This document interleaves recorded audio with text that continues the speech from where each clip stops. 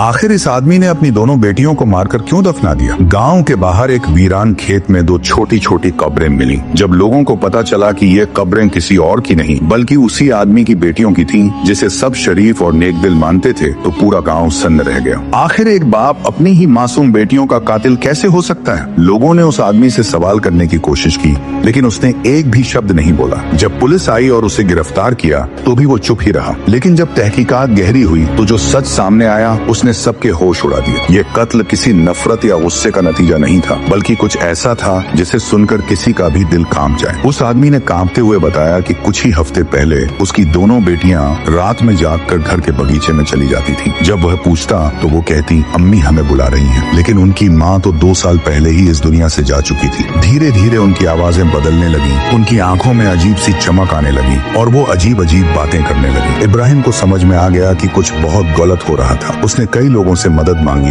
लेकिन किसी ने उसकी बातों पर विश्वास नहीं किया। फिर एक रात उसने अपनी बेटियों को एक अजीब परछाई से बातें करते देखा। जब उसने उन्हें रोका तो उन्होंने धीरे से उसकी तरफ देखा। उनकी आंखों में इंसानों जैसी कोई भावना नहीं थी। उसे महसूस हुआ कि जो भी उसकी बेटियों के अंदर था वो अब इंसान नहीं था। और मुझसे ये सब नहीं देखा गया। मुझे सिर्फ एक ही तरीका समझ में आया, उनसे छुटकारा पाने का। उस रात उसने भारी मन से उनकी सांसें रोक दी और उन्हें उसी जगह दफना दिया जहाँ वे हर रात जाया करती थी। लेकिन जब से उसने ये किया, उसे हर रात अपने कानों में उनकी आवाजें सुनाई देती थी, बाबा हम वापस आ रहे हैं। कहानी का अगर पार्ट 2 चाहिए तो कमेंट करें और वीडियो को लाइक और सब्सक्राइब करें।